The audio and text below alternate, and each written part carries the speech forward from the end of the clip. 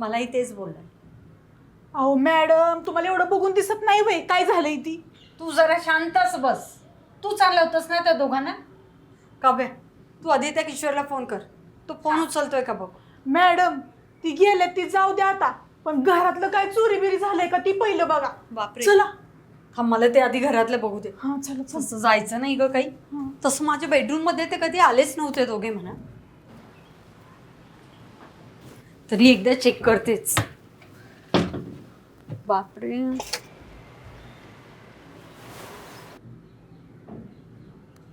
Thank God घरातलं तर काही गेलेलं नाही.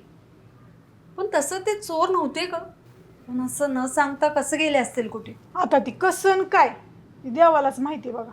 बरं थांब, सर बाजूला. आधी काव्याचा फोन लागलाय का पाहू देत मला. काव्या, काव्या, हे काव्या. अहो मॅडम, मला तर ह्या दोघांचा काहीतरी घोळच वाटतोय बघा.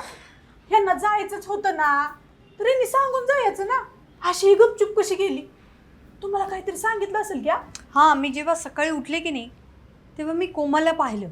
विचारलं काय ग कुठे चालली आहेस म्हणून. तेव्हा ती मला म्हणाले की गावी स्थळ आले पाहायला, म्हणून गावी चालली म्हणून. कसलं स्थळ? स्थळ अशी अचानक येते ती वय? खोटारडी कुठली? तू आधी शांत. अगं काहीतरी इमर्जन्सी वगैरे आली असेल म्हणून गेले असतील. कशाची इमर्जन्सी मॅडम? मॅडम ही तर घरात राहिली, एका ताटात जेवली,